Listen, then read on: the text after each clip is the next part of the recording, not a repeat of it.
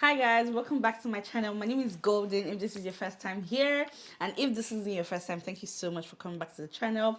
I have with me here my husband. Nse. Yes, this is my husband, and today we're basically going to be doing a video on getting a job in Canada, settling in Canada. For those of you that don't know, we live in Toronto, Canada, and we've lived here for I have lived here for about 6 months Yeah. or less than, and he's been here for a bit. Well, go ahead.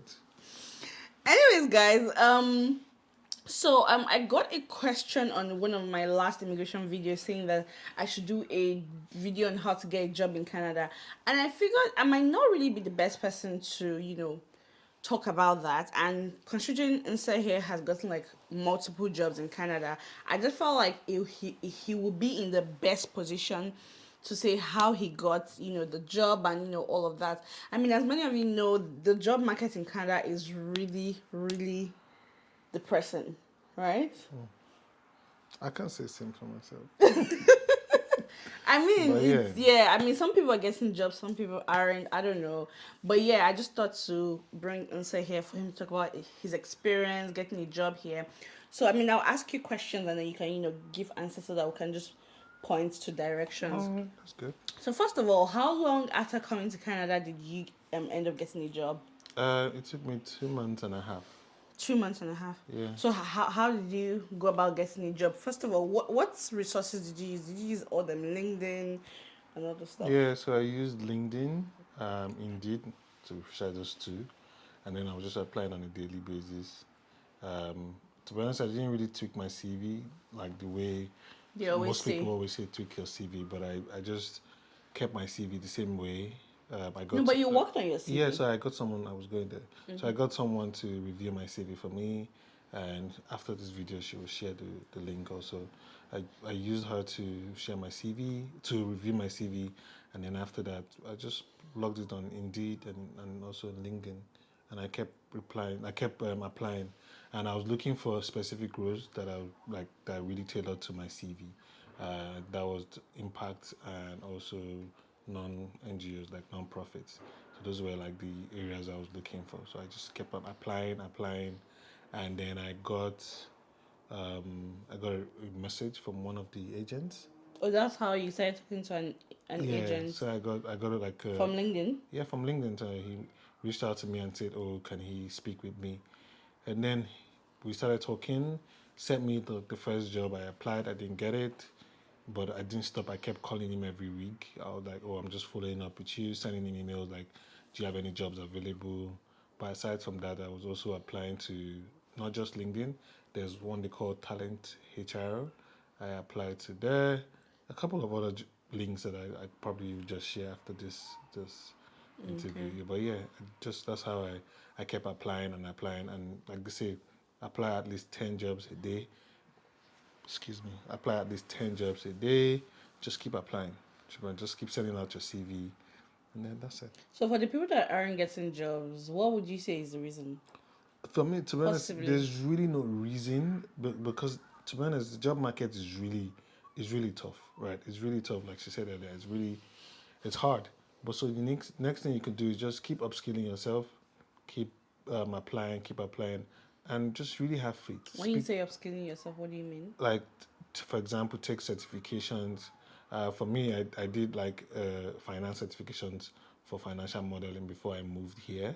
I probably know that some companies actually look for people that know how to like prepare budget and the rest. So I took those courses, and then yeah. So as much as while you're just in your waiting season, just keep applying, keep taking new courses.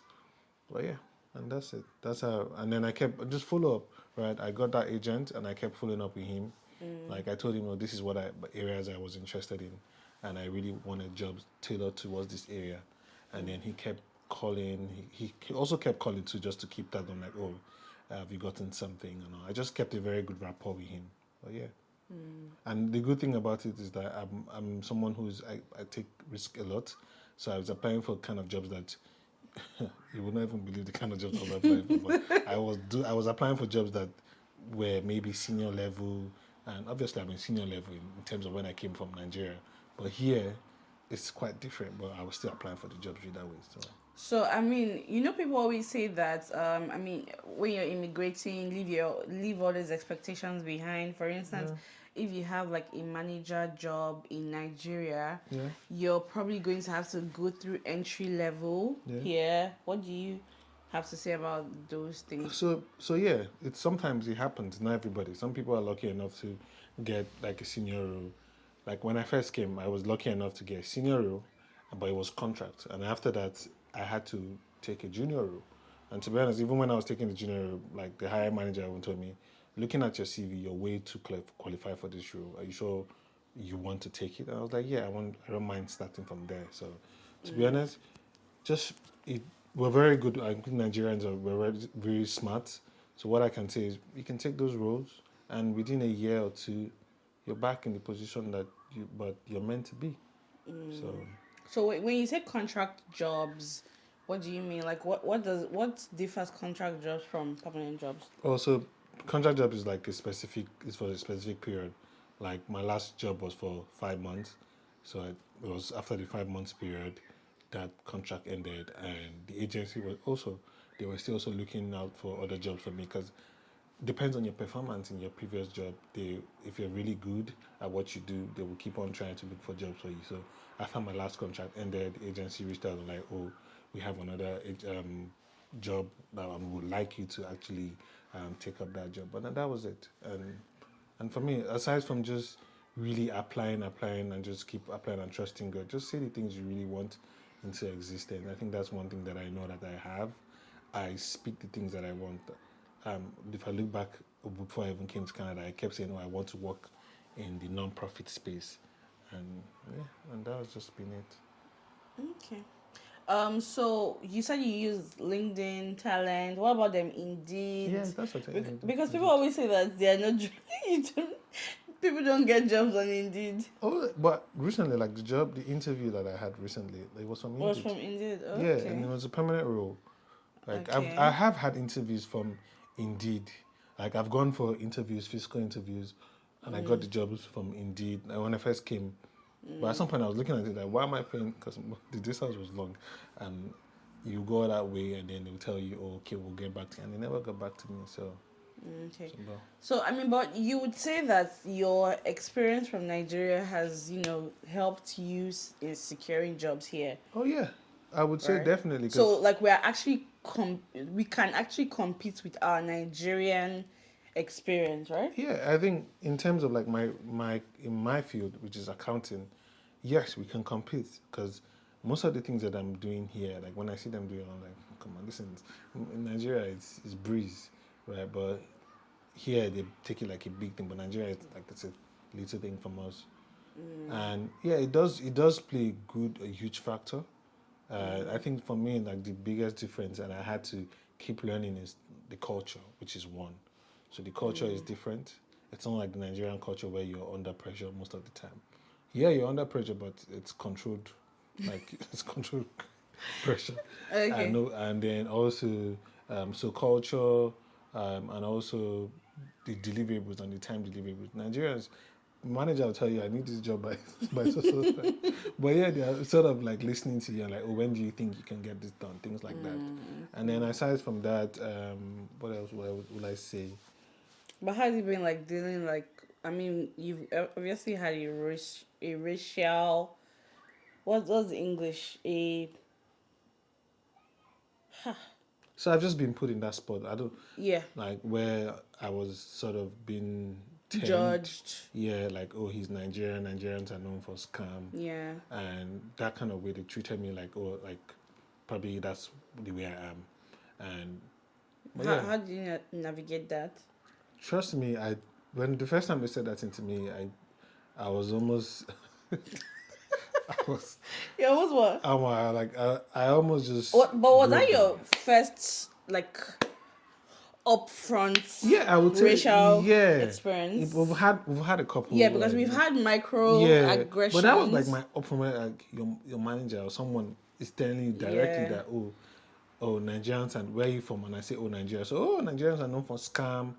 Nigerians are known for scam, and then the next thing they tell me, oh, are you sure you've gone to, like, you have your bachelor's degree? Are you sure They're like you they're attended doubting ATCA? your Like, certifications. and they're like, oh, even when I show them, like, oh, did he even pass?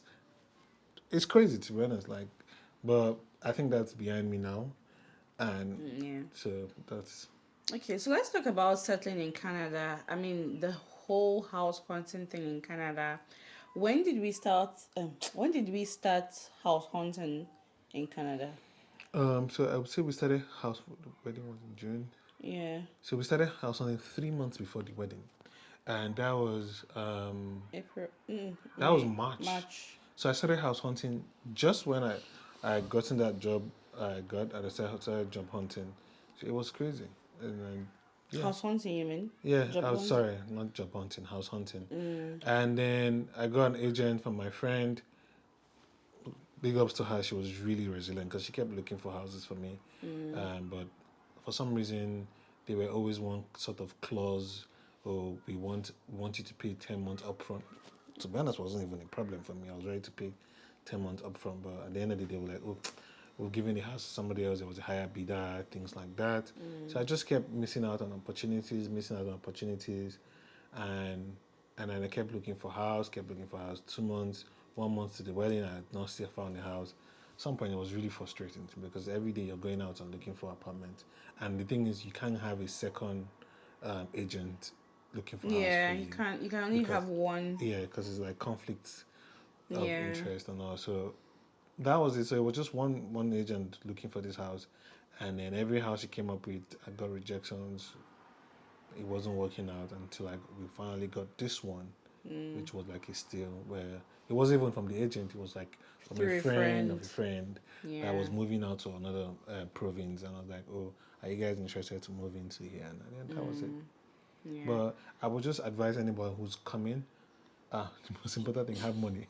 Yeah. Have money. But actually, the fact is, I've not really heard people complaining about able to get, not being able to get accommodations again. But that's the thing. Maybe it has actually become better. Yeah, and another thing, just so I put this there, it depends on the kind of house you're looking for. The kind of house Yeah, we're true. looking We for was weren't like a looking for condo. basements. We're looking for condos Yes, I was in looking. specific areas as well. We weren't Yeah, looking to go way outside of Toronto and yeah, everything. and so that's our experience. Yeah, so So it could be sometimes, different for another person. yeah, so somebody you can just Yeah. come in and then everything is just breeze for you.